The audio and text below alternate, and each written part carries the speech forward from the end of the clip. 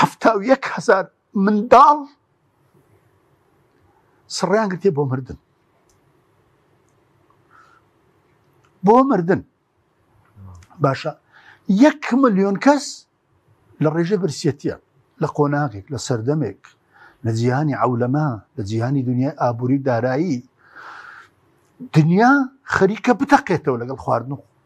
لەگەڵ خواردن و بابەتەکانی تر ئەوجا لەم عەسر و سەردەمەیە 7,000 منداڵ چاوەڕێی مردن دەکەن بەڵام لە بەردەستی دایکی لە بەردەستی باوکی ئەمە کارەساتە کاکەچی ئەمە تراژیدیایە کاکەچی ئەوە هۆڵۆکۆستە ڕووی داوە بۆیە قەت خوای پەروەردگار لەوە بێدەنگ نابی تەجروبەمان دەکا حتا يميز الخبيث من الطيب هەتا پاک و پیس زیادە بێتەوە هەتا وەکو ئیمان و کوفر زیادە بێتەوە